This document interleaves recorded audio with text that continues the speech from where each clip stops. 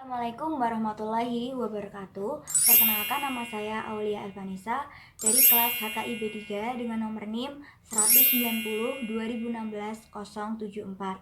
Di video kali ini saya akan mencoba menjelaskan tentang sejarah ketatanegaraan Indonesia untuk memenuhi tugas mata kuliah Hukum Tata Negara. Sejarah ketatanegaraan Indonesia pasca kemerdekaan itu dibagi menjadi 5, yang antara lain yang pertama adalah pembentukan UUD 1945. Pembentukan UUD 1945 ini diawali dengan adanya BPUPKI atau Badan Penyelidik Usaha Persiapan Kemerdekaan Indonesia, yang mereka kemudian melakukan sidang. Sidang yang pertama itu pada tanggal 28 Mei sampai 1 Juni 1945. Di sidang itu diketuai oleh Insinyur Soekarno. Nah, Insinyur Soekarno itu yang mencetuskan dasar negara atau yang kita sebut dengan Pancasila. Kemudian BPUPKI ini melakukan sidang lagi, sidang yang kedua pada tanggal 10 sampai 16 Juli 1946. Nah, di sidang yang kedua ini mereka merencanakan tentang rancangan Undang-Undang Dasar 1945. Lalu ada Panitia 9, mereka juga perumus UUD 1945. Kemudian terbentuklah Piagam Jakarta. Nah, setelah terbentuknya Piagam Jakarta, ada konflik nih, dimana pada sila yang pertama ini yang berbunyi dengan kewajiban menjalankan syariat-syariat Islam bagi pemeluknya. Hal ini menimbulkan banyak kontroversi dan akhirnya hal ini pun telah diganti Tuhanan Yang Maha Esa, karena di Indonesia sendiri terdiri dari beberapa agama, bukan hanya satu agama saja. Nah, setelah itu pada sidang kedua ini juga membahas tentang rancangan undang-undang, bentuk negara, pernyataan merdeka, wilayah negara, dan kewarganegaraan. Panitia perancangan undang-undang dengan diketuai oleh Insinyur Soekarno. Nah, setelah itu akhirnya Undang-Undang Dasar 1945 itu disahkan oleh PPKI atau Panitia Persiapan Kemerdekaan Indonesia pada tanggal 18 Agustus 1945 sebagai UUD RI. Nah, pengesahan itu dikukuhkan oleh KNIP atau Komite Nasional Indonesia Pusat yang bersidang pada tanggal 29 Agustus 1945. Yang kedua adalah sejarah peralihan ke UUD RI 1949. Usaha yang dilakukan Indonesia tidak merubah pendirian Belanda untuk menguasai Indonesia. Akibatnya pada saat itu Belanda mendirikan negara-negara bagian seperti negara Indonesia Timur, negara Sumatera Timur, negara Pasundan, negara Sumatera Selatan, negara Jawa Timur, dan juga negara Madura.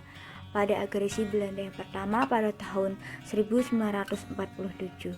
Pada tahun 1948, 19 Desember, Belanda mengadakan agresi Belanda yang kedua, di mana Belanda menyerang kota Yogyakarta yang pada saat itu menjadi ibu kota.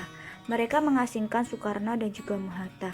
Akibatnya pada saat itu Indonesia mengalami pemerintahan yang sangat darurat dan juga pemerintahannya menjadi lumpuh. Syarifuddin Prawinegara diberi tugas untuk mendirikan pemerintahan darurat yang ada di Sumatera. Untuk mengatasi hal tersebut, akhirnya Belanda dan juga Indonesia mereka bersepakat untuk melaksanakan KMB di Den Haag. Hasilnya adalah terbentuknya RIS atau Republik Indonesia Serikat. Lalu Belanda mengakui kedaulatan Indonesia terhadap RIS tersebut tanpa syarat apapun, sehingga sistem pemerintahan Indonesia menjadi parlemen dan bentuk negaranya menjadi negara federasi. Yang ketiga adalah sejarah peralihan ke UUDS 1950. Nah, meski sudah memproklamasikan kemerdekaan, Indonesia mengalami beberapa banyak peristiwa, seperti contohnya di sebelumnya, karena Indonesia telah sepakat melaksanakan KMB dan menggunakan RIS. Namun pada kenyataannya, rakyat Indonesia menuntut untuk kembalinya negara kesatuan Republik Indonesia yang utuh. Maka dari itu, akhirnya pun RIS dibubarkan. Nah, karena adanya demo besar-besaran dari rakyat tersebut. Hal ini tertuang pada UU nomor 7 tahun 1950 tentang perubahan RIS menjadi UUDS. Nah, dalam sidang pertama, babak ketiga, rapat ke-71. Karena hal tersebut, Konstitusi tersebut itu dinamakan sementara karena hanya bersifat sementara menunggu terpilihnya Dewan Konstituante hasil pemilihan umum yang akan menyusun konstituante itu. Nah, pada kenyataannya pada masa itu gejolak partai mengalami banyak sekali masalah dan juga sistem kondisi politik yang ada di Indonesia ini tidak stabil. Nah, akhirnya di Indonesia itu terjadi demokrasi liberal. Nah, di mana demokrasi liberal ini partai-partainya itu lebih mementingkan golongan-golongannya mereka sendiri itu. Contoh yang pertama adalah Kabinet Nasir pada September 1950 sampai Maret 1951. Kedua, Kabinet Sukiman pada tanggal April 51. Kedua adalah Kabinet Supiman pada April 1951 sampai Februari 1952. Selanjutnya, Kabinet Wilopo pada April 1952 sampai Januari 1953. Kemudian Kabinet Ali Satromijoyo pada Juli 1953 sampai Agustus 1955. Kemudian Kabinet Ali Satromijoyo yang kedua kalinya itu pada Maret tahun 1956 sampai Maret 1957. Dan terakhir Kabinet Juanda pada Maret 1957 sampai 1959. Hal ini membuat kericuhan semakin kericuhan yang sangat kericuhan. Karena pergantian kabinet yang sangat singkat ini akhirnya menyebabkan ketidakpuasan pemerintah daerah karena pemerintah pusat itu sendiri sibuk dengan pergantian kabinet tersebut, dan hal ini menyebabkan munculnya gejala provinsialisme atau sifat kedaerahan. Yang keempat adalah sejarah kembali berlakunya UUD 1945. Hal ini berawal dari konstituante yang gagal menetapkan UUDS 1950. Karena ketidakberhasilan ini mendorong pemerintah untuk segera beralih atau bertindak agar kekacauan politik segera diatasi. Menanggapi hal itu, Insinyur Soekarno menyampaikan amanat sidang konstituante pada tanggal 22 April 1959 agar kembali ke UUD 1945. Dan hal itu juga berdasarkan masyarakat yang ingin kembalinya UUD 1945. Kemudian konstituante mengadakan pemilihan suara pada tanggal 30 Mei 1959 yang menghasilkan 269 orang setuju dan 199 orang tidak setuju. Namun, jumlah minimal anggota yang harus hadir di rapat tersebut tidak memenuhi syarat yang seharusnya 3/4 anggota yang hadir. Yang kedua, pemilihan suara diadakan pada tanggal 1 dan 2 Juni 1954. Namun, konstituante tetap gagal. Yang ketiga, pada tanggal 3 Juni 1959 ini, konstituante berusaha untuk istirahat sejenak.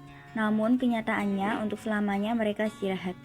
Kemudian pada tanggal 5 Juli 1959, Insinyur Soekarno mengeluarkan dekret presiden yang isinya 1.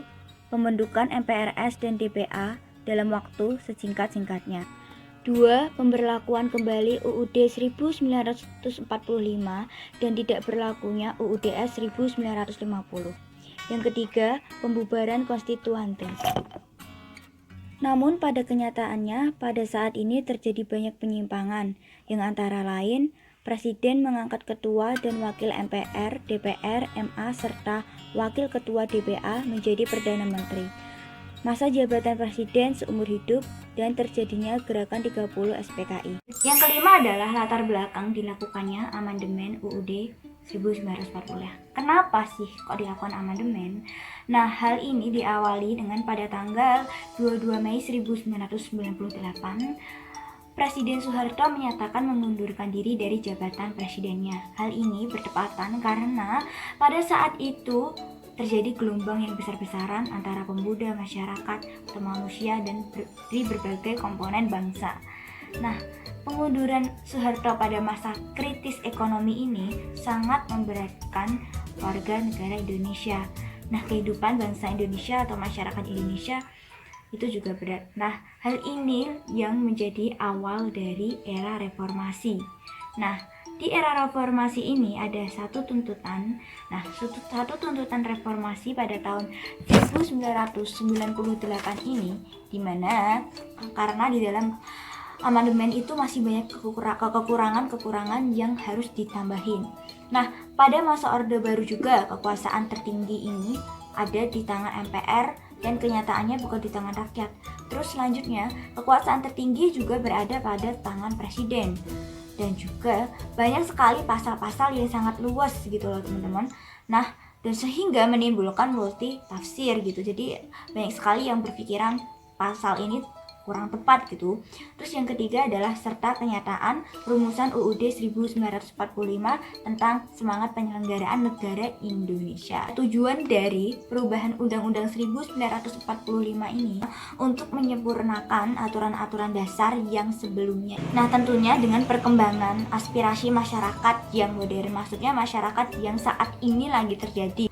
Kemudian perubahan ini disepakati dengan kesepakatan untuk tidak mengubah pembukaan Undang-Undang 1945 serta mempertahankan susunan kenegaraan NKRI dan mempertegas sistem pemerintahan yang presidensial. Nah, sekian presentasi dari saya. Bila ada tutur kata atau materi yang kurang tepat, mohon dimaafkan. Semoga video ini bisa bermanfaat. Wassalamualaikum warahmatullahi wabarakatuh and see you on next my video. Bye bye.